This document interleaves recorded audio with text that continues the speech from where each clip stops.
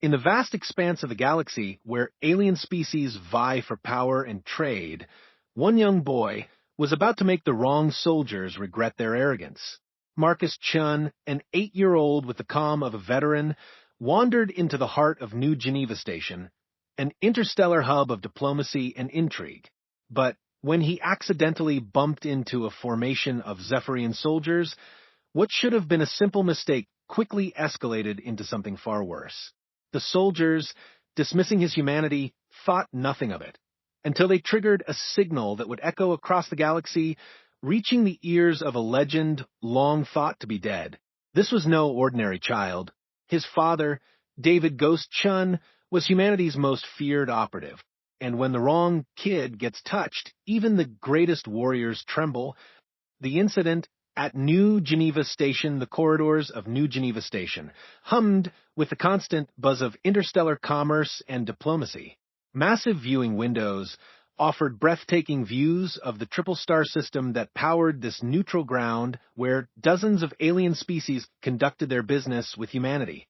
The station's gleaming white walls were adorned with flags and symbols from across the galaxy, a testament to the peaceful coexistence that had taken decades to achieve. That 8-year-old Marcus Chun pressed his small nose against one of these windows, watching cargo ships drift between the massive docking arms like mechanical whales in an ocean of stars. His class from Terra Nova Elementary had been touring the station for 3 hours, and while most of his classmates had grown bored with the diplomatic presentations, Marcus remained fascinated by every detail. The boy had inherited his father's observant nature, though he didn't yet understand the significance of the way his dark eyes catalogued exit routes and the positions of security cameras. His teacher, Mrs. Patterson, had described him as unusually mature for his age, though she couldn't quite put her finger on what made him different from other children. Perhaps it was the way he never seemed truly surprised by anything, or how he could remain perfectly calm in situations that would reduce other kids to tears. Marcus wore the standard field trip uniform. A navy blue jumpsuit with the Terra Nova school patch, comfortable walking shoes, and a small emergency beacon clipped to his belt. The beacon was standard issue for all human children on the station, though most people assumed it was simply a GPS tracker for worried parents. They were wrong. The tour group had paused in the Central Plaza, a vast circular chamber that served as the heart of New Geneva Station. Representatives from the Galactic Trade Consortium were explaining the complex negotiations required to maintain peace between species with vastly different biologies and cultural values. Marcus listened with genuine interest while his classmates fidgeted and whispered among themselves. That's when he saw it. A maintenance drone had become tangled in decorative banners hanging from the ceiling. The small robot was spinning helplessly, its warning lights flashing as it tried to free itself. Marcus glanced around, but all the adults were focused on the presentation. Without thinking, he slipped away from the group to help. The maintenance access corridor was dimly lit and much quieter than the main plaza. Marcus had studied the station schematics during the tour prep and knew these service tunnels connected all major sections. He climbed a maintenance ladder with the casual confidence of a child who had never been told something was impossible. Using a small multi-tool from his pocket, another item that would have surprised his teachers, he carefully freed the drone from the tangled banners. The grateful robot chirped a thank you in standard machine code before floating away to complete its duties. Marcus smiled and began climbing back down, but froze when he heard heavy footsteps approaching.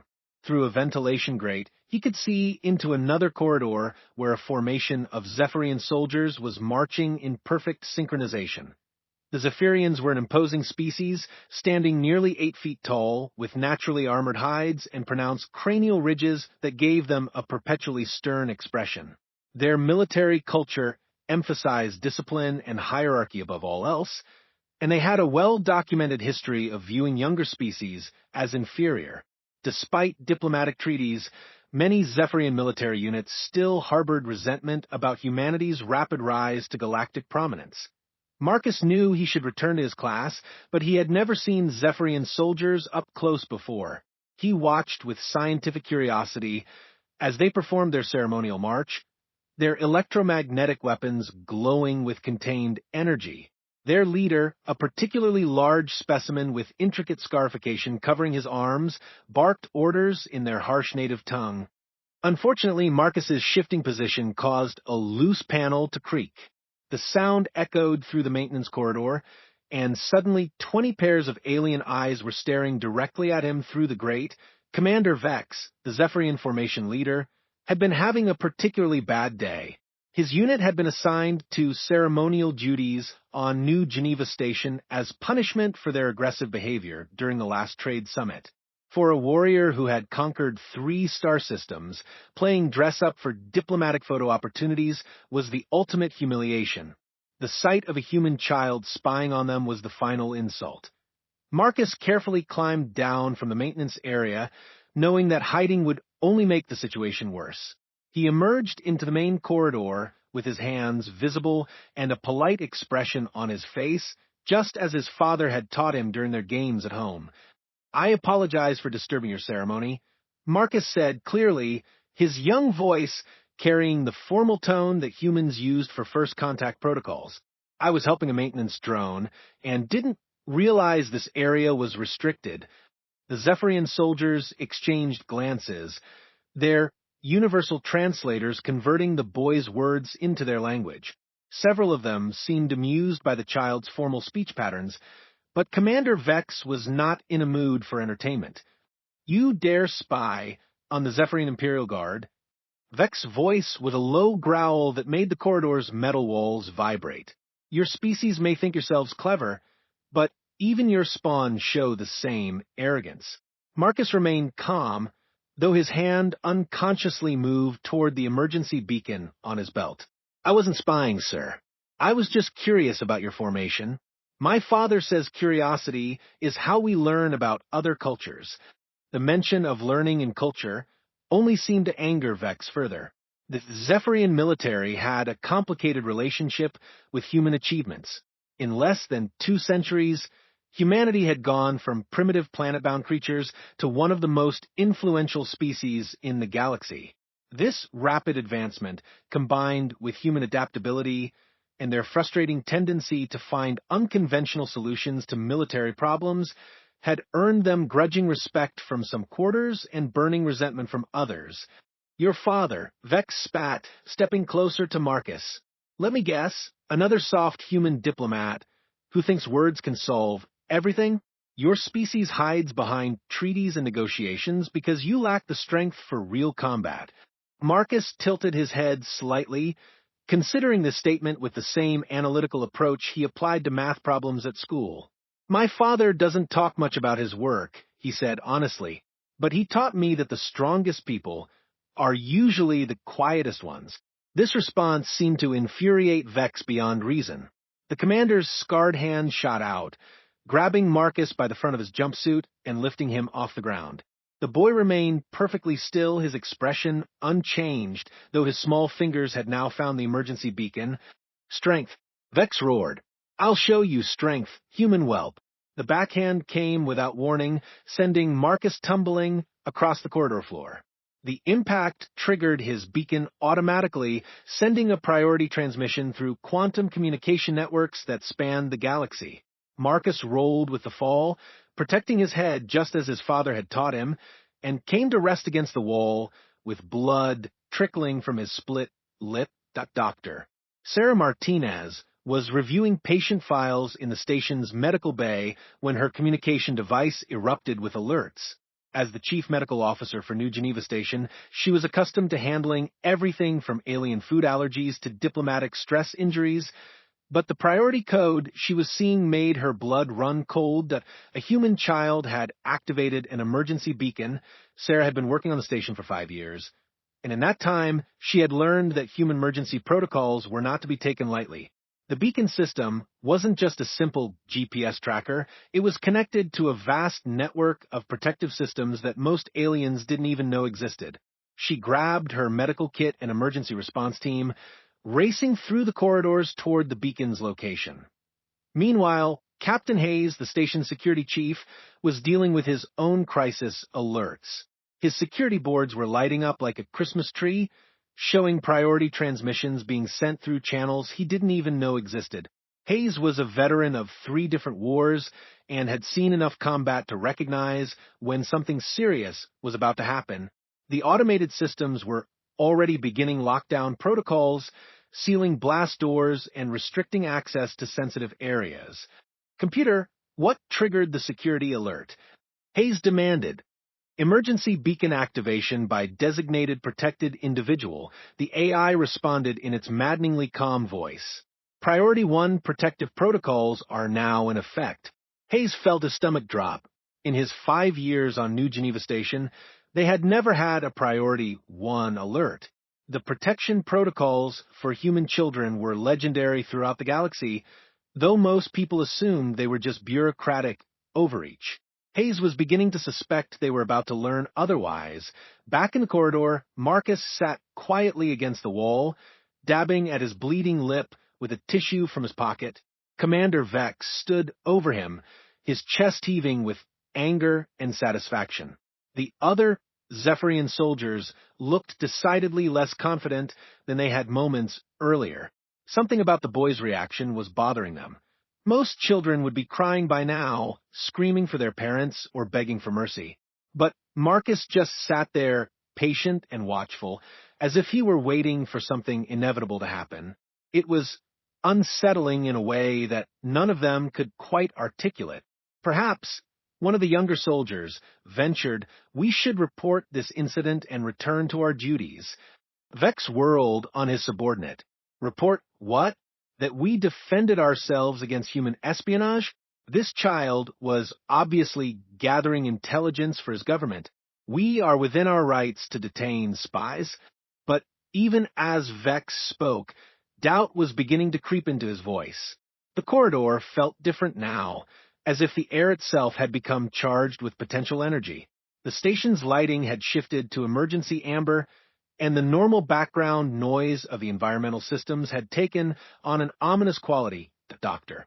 Martinez arrived first, her medical team spreading out to secure the area while she knelt beside Marcus. Her trained eyes quickly assessed his injuries, a split lip, some bruising, possibly a mild concussion. Nothing life-threatening, but the fact that someone had put their hands on a human child sent ice through her veins. "Hey, there, sweetheart," she said gently, her scanner already analyzing Marcus's vital signs. "Can you tell me what happened?" Marcus looked up at her with those unnaturally calm dark eyes. "There was a misunderstanding," he said, simply. "I think someone's going to be very upset about it." Dr. Martinez had worked with enough human children to recognize the tone. It wasn't fear or pain or even anger. It was the same matter-of-fact voice that a child might use to announce that they had accidentally broken a valuable vase and their parents would probably find out soon. Captain Hayes arrived moments later, his security team establishing a perimeter around the area. He took one look at the scene, an injured human child, a formation of angry Zephyrian soldiers, and emergency lights flashing throughout the corridor, and knew that his quiet diplomatic assignment had just become very complicated. "Commander Vex," Hayes said, his voice carefully neutral, "I need to ask you and your unit to return to your quarters while we investigate this incident." Vex drew himself up to his full, impressive height. "You dare give orders to the Zephyrian Imperial Guard?" This human spy was conducting surveillance of our ceremonial formation. "We acted within our rights to defend against espionage." Hayes looked down at Marcus, who was now sitting quietly while Dr. Martinez cleaned his wounds. The boy looked like any other 8-year-old, except for those disturbingly observant eyes and his complete lack of distress at the situation. "I understand your position, Commander," Hayes said diplomatically. "However, station protocols require that all incidents involving protected individuals be thoroughly investigated. I'm sure this can all be resolved quickly and quietly." But even as Hayes spoke, he could feel the situation spiraling beyond his control. His communication device was buzzing constantly with updates from his security team. Automated systems throughout the station were activating protocols that he didn't even know existed. And somewhere in the back of his mind, a memory was stirring. Something about human protective instincts that he had learned during his diplomatic training but had never taken seriously. Marcus looked up at Captain Hayes with those unsettling dark eyes. "Captain," he said politely, "you might want to evacuate non-essential personnel from this section of the station." Hayes blinked in surprise. "Why would we need to do that, son?" Marcus considered the question with the same analytical approach he had used with Commander Vex. "Because," he said finally, "my father is probably coming." The words hung in the air like a death sentence.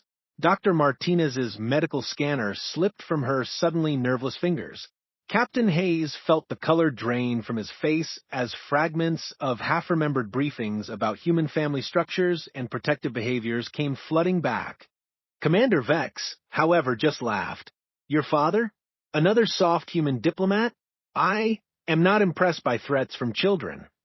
Marcus tilted his head slightly, studying the Zephyrian commander with genuine curiosity. "He's not a diplomat," the boy said matter-of-factly, "and he's not soft." Across the galaxy, in a small cabin on the mining colony of Kepler 442b, a device that had been silent for 15 years suddenly began to flash red. The legend awakens the mining colony of Kepler 442b was not the kind of place where legends came to die. It was a harsh world of red rock and perpetual dust storms, where honest workers extracted rare minerals from deep underground shafts. The small settlement of New Harmony housed barely 3,000 souls, most of them humans who had come seeking a quiet life far from the complexities of galactic politics. David Chun had been living here for 15 years, and his neighbors knew him as a soft-spoken man who grew vegetables in a greenhouse behind his modest cabin. He fixed broken equipment for free, helped with harvest seasons, and never spoke about his past. The children called him Uncle David, and he always had candy in his pockets and infinite patience for their questions about the stars. What they didn't know was that David Ghost Chun had once been the most feared human operative in the galaxy. The emergency beacon sat on a shelf between a book about sustainable farming and a photograph of a smiling woman holding a baby. For 15 years, it had remained silent. David had almost forgotten it was there, just another relic from a life he had abandoned when he chose love over war, family over duty, revenge over peace. But now it was flashing red, and David's hands were completely steady as he picked it up. The message was brief, transmitted in a code that only 3 people in the galaxy knew how to decode. His son was hurt. Someone had put their hands on Marcus. The beacon's biometric scanners had detected physical trauma, elevated stress hormones, and most importantly, the activation of Priority 1 protective protocols. David stood in his kitchen for exactly 30 seconds, staring at the device. To his neighbors, those 30 seconds would have looked like a man frozen in shock. But David wasn't frozen. He was calculating. Distance to New Geneva Station. Fastest possible routes. Available resources. Potential obstacles. In 30 seconds, he planned a mission that would have taken most military commanders hours to organize. Then he walked to his bedroom and opened a closet that his neighbors had never seen inside. The first thing he retrieved was a small, unassuming black box. Inside, nestled in foam padding, was a communication device that could access military networks across 12 star systems. David activated it with his thumbprint and retinal scan, then spoke a single phrase in a language that had been classified above top secret for 20 years. Ghost Protocol is active. The response came immediately from an automated system that had been waiting for his voice for a decade and a half. "Welcome back, Ghost. All assets are at your disposal. What do you need?" David's voice was calm and professional, showing no trace of the mild-mannered farmer his neighbors knew. "Transportation to New Geneva Station. Fastest possible route. Authorization Omega Black. Confirmed. Transport will arrive at your location in 18 minutes. Ghost, should we notify command?" "Negative. This is a family matter." David ended the transmission and continued gathering equipment. A simple gray jumpsuit that looked like civilian clothing, but was woven with fibers that could stop plasma bolts. Boots that appeared worn but contained enough technology to breach most security systems. A belt with tools that any maintenance worker might carry, except these tools could disable a battleship's defense grid. And finally, from the very back of the closet, a weapon that looked like nothing more than a small metal cylinder. David clipped it to his belt next to what appeared to be an ordinary multi-tool, but his fingers lingered on it for a moment. He had hoped never to touch it again, that as he dressed, David's mind automatically shifted into the patterns that had made him legendary. He wasn't thinking about his greenhouse or his neighbors anymore. He was Ghost, and someone had made the mistake of threatening his family. Part 2. The legend awakens. The mining colony of Kepler 442b was not the kind of place where legends came to die. It was a harsh world of red rock and perpetual dust storms, where honest workers extracted rare minerals from deep underground shafts. The small settlement of New Harmony housed barely 3,000 souls, most of them humans who had come seeking a quiet life far from the complexities of galactic politics.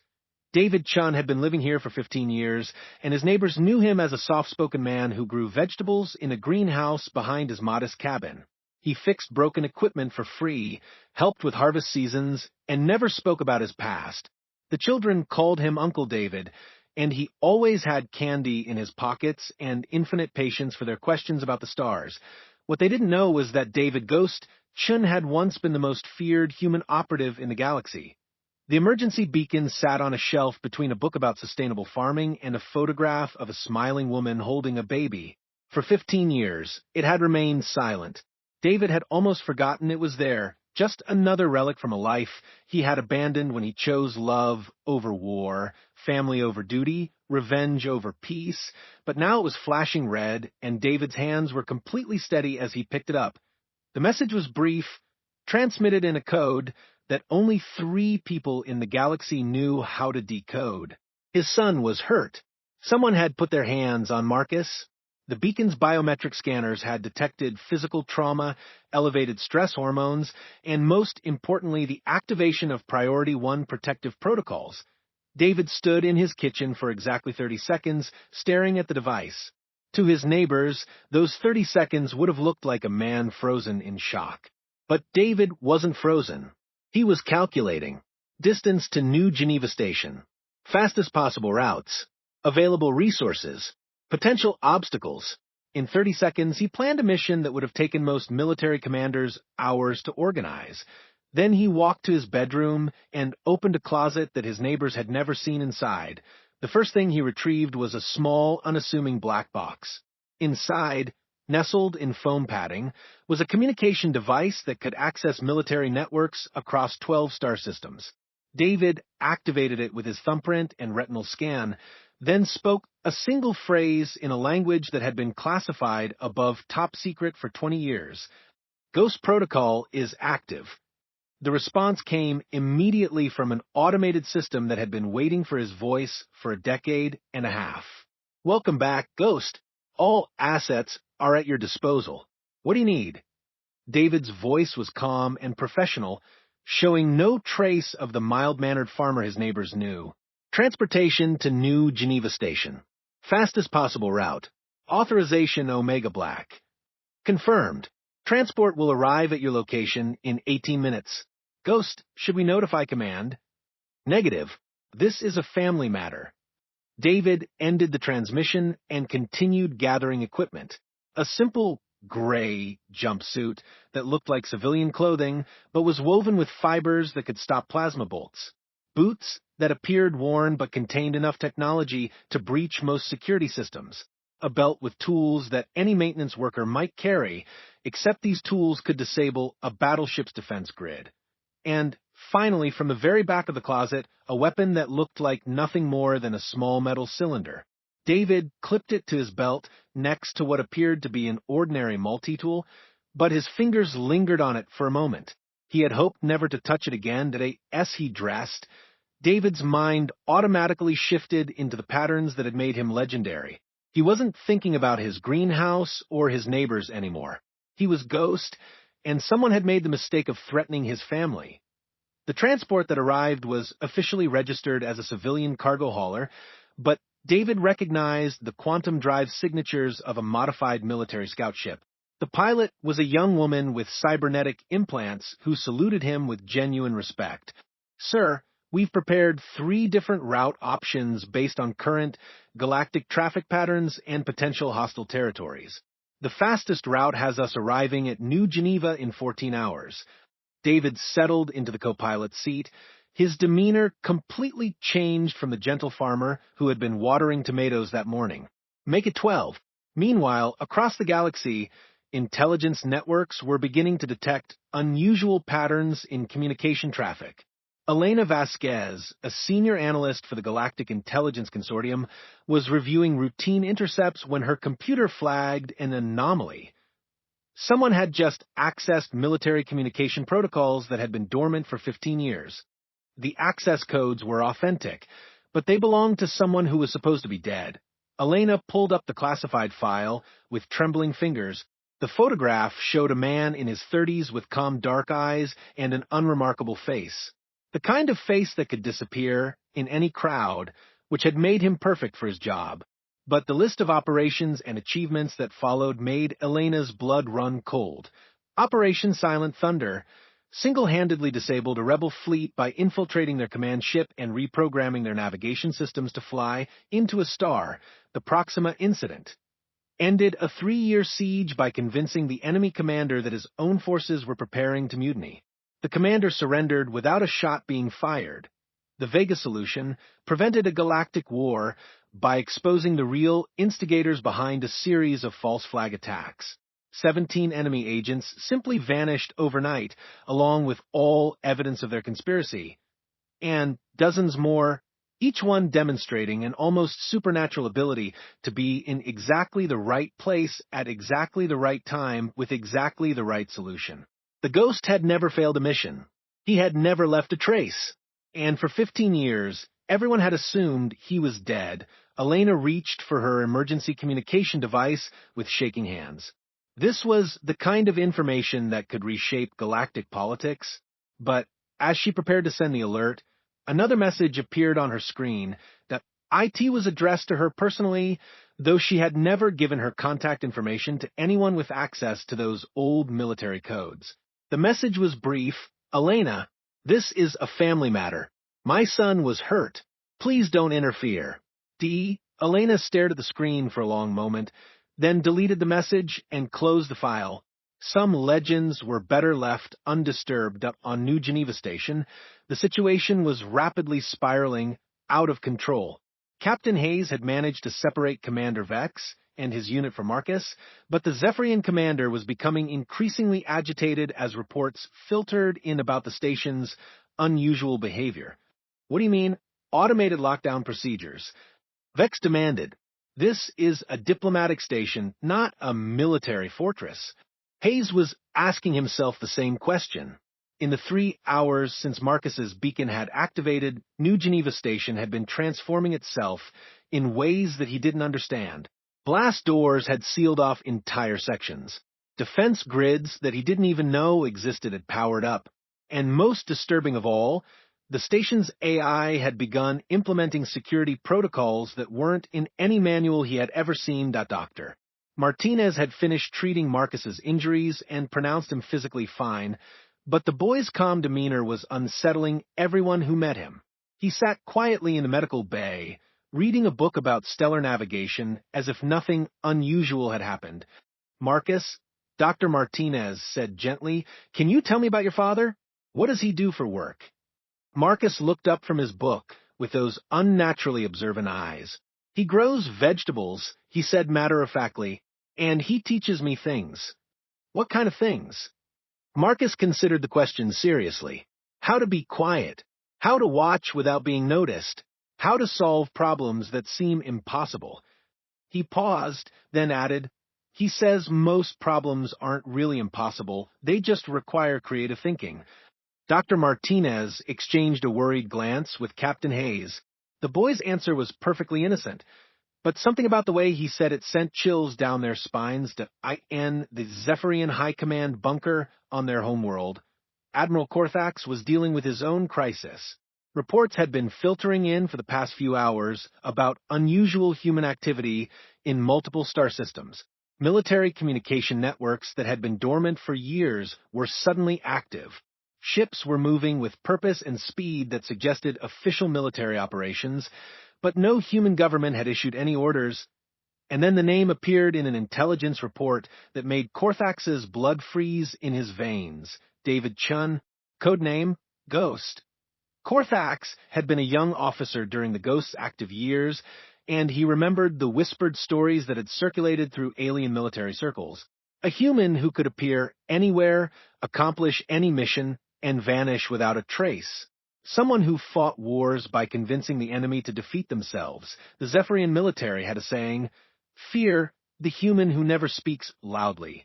It referred to their grudging recognition that humanity's most dangerous individuals were often the ones who seemed the most harmless. But the Ghost had taken that principle to its logical extreme. Korthax pulled up the classified files on Ghost's known operations, looking for any pattern that might help him understand what was happening. And then he saw it, buried in a footnote of an old intelligence report. Subject is known to have a family. Offspring may have inherited enhanced capabilities. The Admiral's hands shook as he reached for his emergency communicator. He needed to warn Commander Vex immediately, but he suspected it might already be too late, that on the transport ship racing toward New Geneva Station, David was reviewing intelligence reports with the kind of focused intensity that had made him legendary. The ship's computer had access surveillance footage from the station, and David watched the scene in the corridor with completely calm eyes. He saw his son help the maintenance drone with typical curiosity and kindness. He watched Marcus emerge from the service corridor with his hands visible and a polite expression, trying to defuse the situation through courtesy. And he saw Commander Vex strike his child with casual arrogance. That David's expression never changed, but the pilot noticed that the temperature in the cockpit seemed to drop several degrees. "Sir," she said carefully, "we'll be arriving at New Geneva in approximately 8 hours. What are your orders upon arrival?" David was quiet for a long moment, studying the tactical displays that showed the station's current lockdown status. Dock at Service Bay 7. It's closed for maintenance, but the automated systems will recognize my clearance codes. And then, David's voice was perfectly calm and utterly terrifying. "Then, I'm going to have a conversation with some people who made a very poor decision today." The pilot had served in 3 different wars and had seen combat across a dozen star systems, but something in David's tone made her very glad that she had never been on the wrong side of human military operations. Back on New Geneva Station, Marcus had finished his book and was now drawing pictures with crayons that Dr. Martinez had found for him. She expected to see the kind of violent or disturbing imagery that traumatized children often produced, but Marcus's drawings were surprisingly peaceful. Stars and planets, detailed technical diagrams of spacecraft, and what appeared to be a vegetable garden. "That's a beautiful garden," Dr. Martinez said, pointing to one of the drawings. Marcus smiled, and for a moment he looked like any other 8-year-old. "My father taught me how to grow tomatoes. He says taking care of living things teaches you patience and responsibility. He sounds like a good father." "He is," Marcus said simply. "He's probably the best father in the galaxy, but he gets very upset when people hurt his family." Dr. Martinez felt that familiar chill again. "Marcus, what exactly does your father do when he gets upset?" Marcus tilted his head, considering the question with the same analytical approach he applied to everything. "He solves problems," he said finally, "very thoroughly." 8 hours later, a small transport ship docked at Service Bay 7 of New Geneva Station. The bay had been sealed for maintenance, its automated systems inactive, but somehow the ship's docking procedures completed flawlessly. Security sensors recorded the arrival, but when Captain Hayes tried to access the surveillance footage, he found that the files had been automatically classified above his clearance level. A single figure in a maintenance jumpsuit walked calmly through corridors that should have been locked down. Blast doors opened for him without any apparent authorization. Security cameras tracked his movement for exactly 3 seconds before their feeds mysteriously developed technical difficulties. David Chun, the Ghost, had come for his son, and the galaxy was about to remember why some legends should never be tested. Reckoning and new understanding, the first sign that something extraordinary was happening came from the station's environmental systems. Every air recycling unit, every atmospheric processor, every piece of equipment responsible for keeping New Geneva Station habitable suddenly began operating at peak efficiency. The air became cleaner, the lighting brighter, the artificial gravity more stable. It was as if the station itself was preparing for an important visitor. David Chin walked through the maintenance corridors with the same unhurried pace he had used for 15 years while tending his garden. To any observer, he looked like exactly what his coveralls suggested, a maintenance worker checking on routine systems. But with each step, New Geneva Station's defenses recognized him and quietly stood down. Security doors that had been sealed under emergency lockdown whispered open at his approach. Computer systems that had been operating under crisis protocols smoothly returned to normal operations. Even the emergency lighting began to dim back to its usual warm glow. The station was welcoming him home. Captain Hayes stood in the security command center, watching his control boards with growing confusion and dread. Every system was reporting normal operations, but he knew for certain that they had been under lockdown just moments before. His security chief training told him this was impossible. His instincts told him something far worse than impossible was happening. Computer, he said, his voice tight with stress, explained the current changes to station security status. All systems are operating within normal parameters. The AI responded in its maddeningly calm voice. No security threats have been detected. Hayes pulled up the surveillance feeds from Service Bay 7, but the screens showed nothing except an empty docking bay with no record of any recent arrivals. According to the computer, nothing had happened. According to his growing panic, everything was about to happen. In the medical bay, Dr. Martinez was reviewing Marcus's chart when she noticed something that made her blood run cold. The boy's stress hormone levels, which had been elevated since the incident with Commander Vex, were dropping rapidly. Not the gradual decline she would expect from medical treatment, but the sharp decrease that indicated profound relief.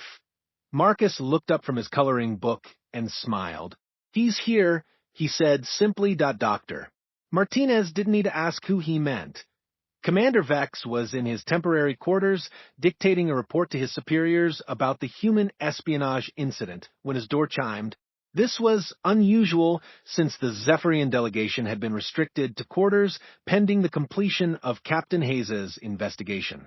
But Vex chronometer showed that the shift change for the guards wasn't for another 3 hours. "Enter," he called, expecting to see a station security officer with updates about their situation. Instead, a human in maintenance coveralls stepped through the doorway.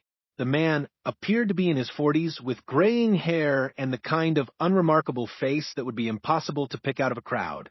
He carried a simple toolkit and had the slightly stooped posture of someone who spent his days bent over machinery. Everything about him screamed, harmless civilian worker. Everything except his eyes. Vex had served in 7 different campaigns and had faced enemies across dozens of star systems. He knew what a killer looked like, and this mild-mannered maintenance worker was the most dangerous person he had ever seen. "Commander Vex," the man said, his voice conversational and perfectly calm. "My name is David Chun. I believe you met my son earlier today."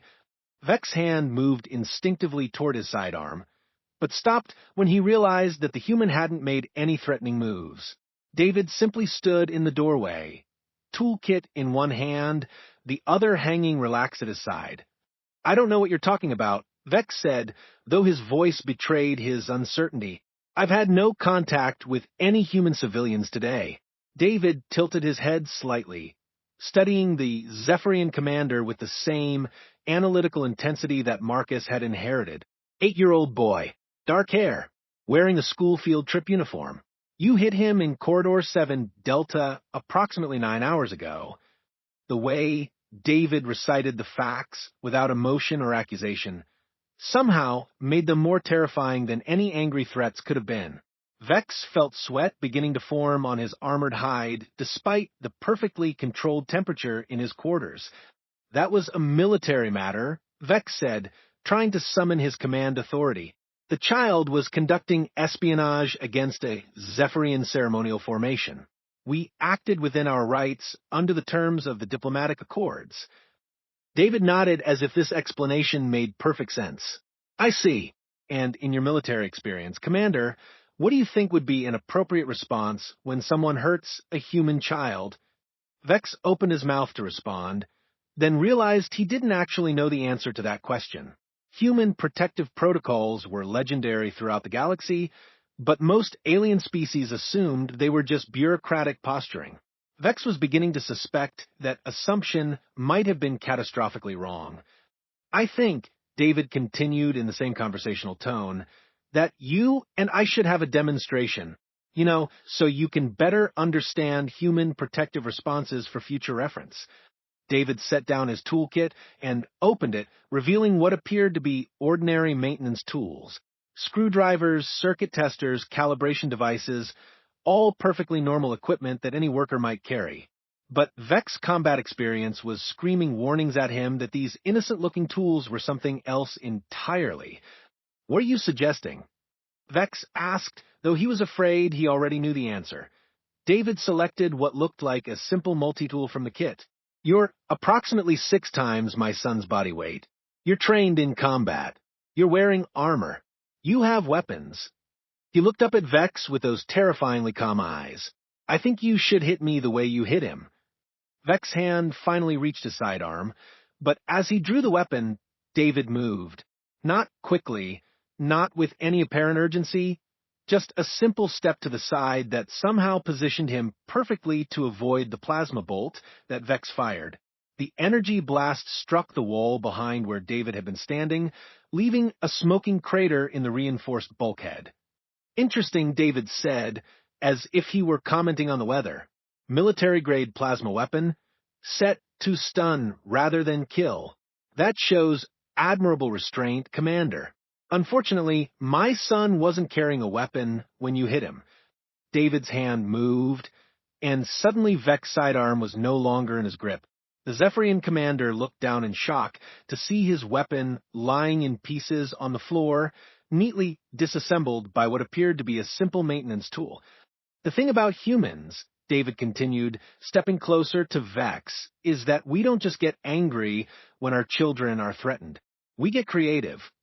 What happened next would be analyzed by military strategists for decades afterward. David moved with the kind of efficiency that suggested every motion had been planned years in advance.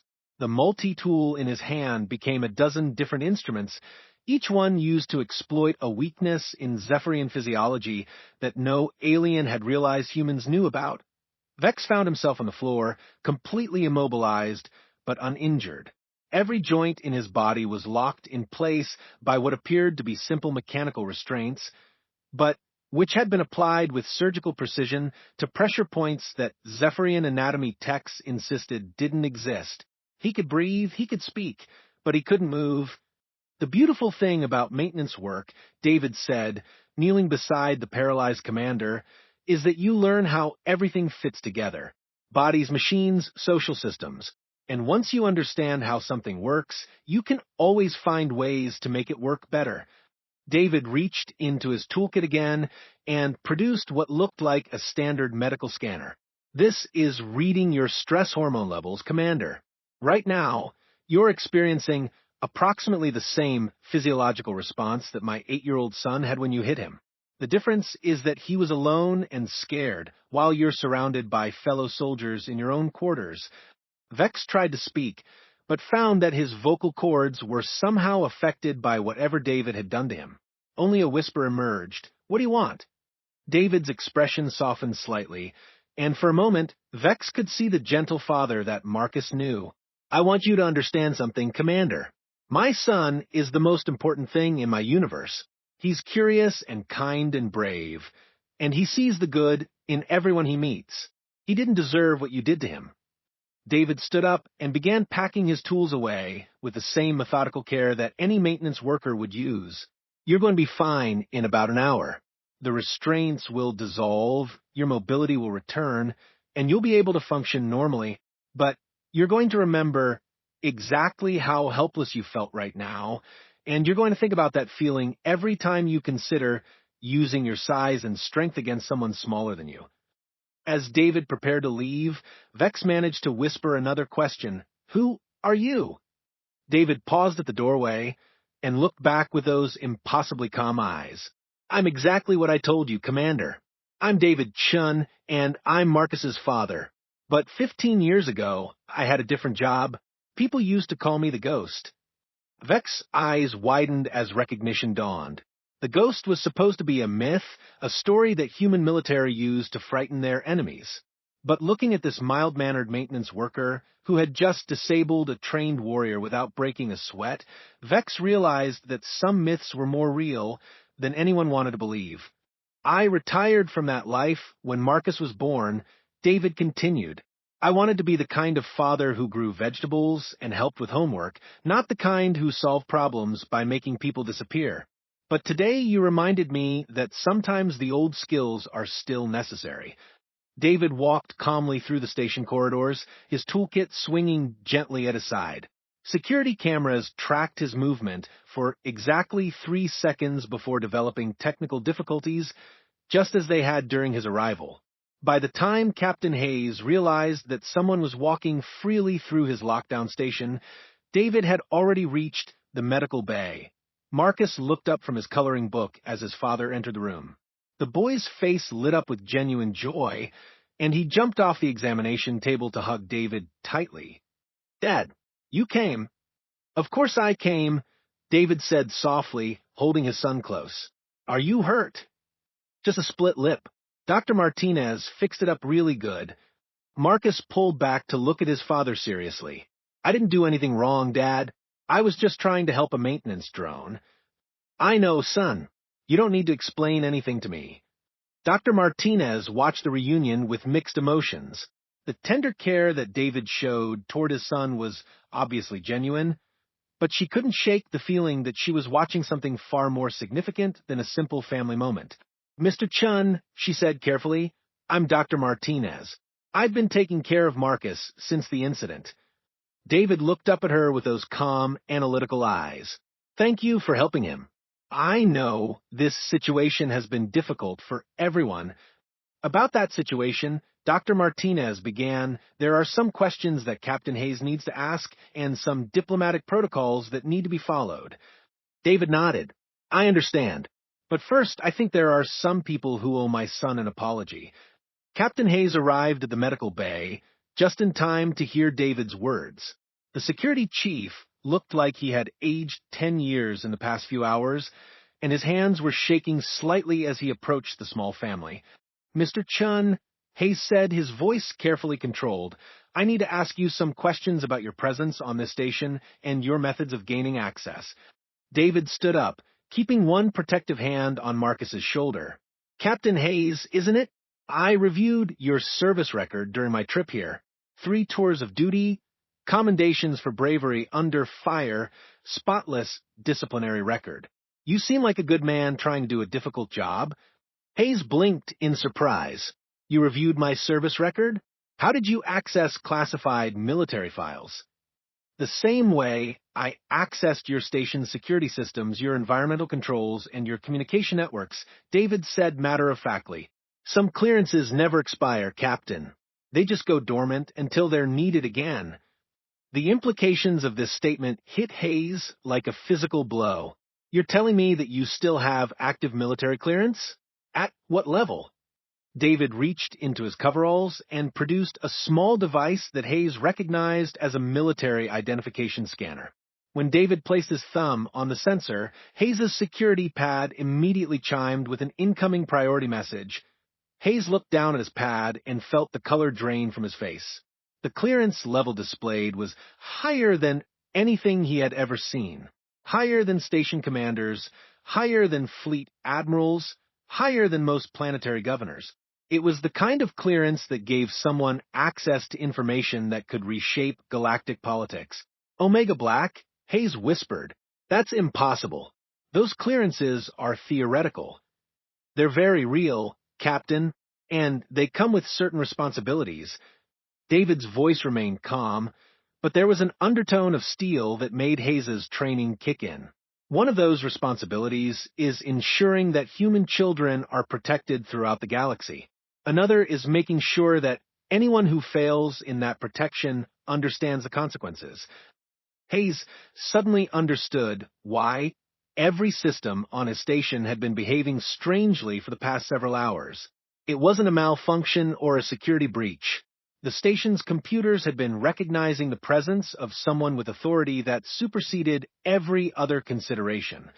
"What do you want from us?" Hayes asked.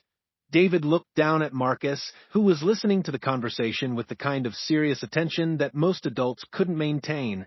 "I want the people responsible for hurting my son to understand that their actions have consequences. I want assurances that this kind of incident will never happen again. And I want my son to be able to continue his field trip without any further disruptions." "That's all," David smiled, and for the first time, Hayes could see the gentle farmer that Marcus knew as his father. "Captain, I retired from active duty because I wanted to raise my son in peace. I don't want to restart old conflicts or cause diplomatic incidents. But I also want it clearly understood that human children are not acceptable targets for anyone's anger or prejudice." Over the next several hours, New Geneva Station experienced what would later be described as the most efficient diplomatic resolution in galactic history. Commander Vex, once he regained the use of his limbs, personally apologized to Marcus and promised that Zephyrian military units would receive additional training on appropriate interactions with civilian populations. The Zephyrian High Command issued a formal statement acknowledging the incident and announcing new protocols for protecting the children of all species during diplomatic exchanges. Several other alien governments quietly updated their own policies after learning about the events on New Geneva Station. Captain Hayes found himself promoted to Regional Security Chief with expanded authority to implement protective measures for civilian populations throughout the sector. Dr. Martinez received a commendation for her professional handling of the crisis and her exemplary care of a child in distress.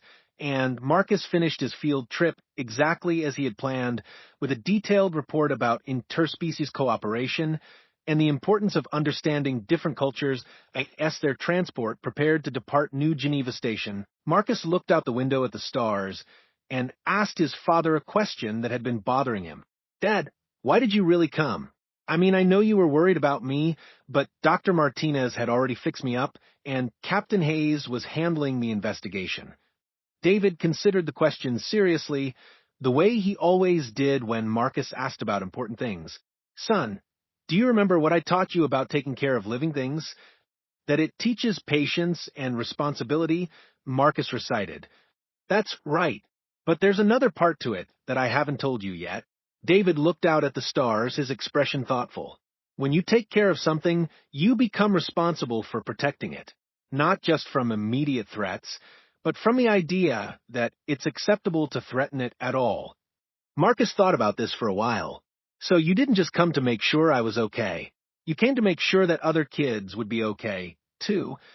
"Exactly. Sometimes the best way to solve a problem is to make sure it doesn't happen again." Marcus nodded, satisfied with this explanation. "Does this mean you're going back to your old job?" David shook his head firmly. "No, son. My job is being your father and growing the best tomatoes in the Kepler system. But sometimes even retired people have to remind the galaxy why they retired in the first place.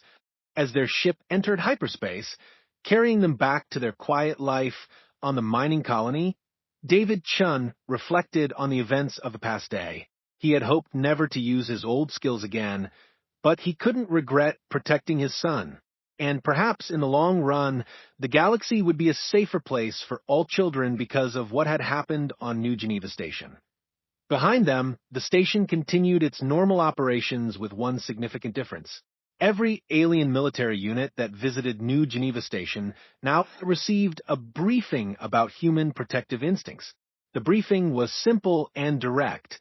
Human children are not targets. Human families are not acceptable casualties. And if you forget these facts, you might find yourself meeting a legend that you really don't want to encounter. The briefing always ended with the same phrase. Remember, humans don't get angry. They get creative, and their creativity is the most terrifying force in the galaxy. Marcus fell asleep during the journey home, his head pillowed on his father's shoulder. In his dreams, he was back in the greenhouse helping his dad tend to the vegetables and listening to stories about the stars. He dreamed of a galaxy where children could explore and learn without fear, where differences between species were celebrated rather than fought over, and where fathers could protect their families without having to become legends again. That IT was a good dream. And thanks to the events on New Geneva Station, it was a dream that was a little more likely to come true. David Chun, the ghost, had returned to retirement. But the galaxy would never forget that he had returned at all. And that perhaps was exactly the reminder that everyone needed.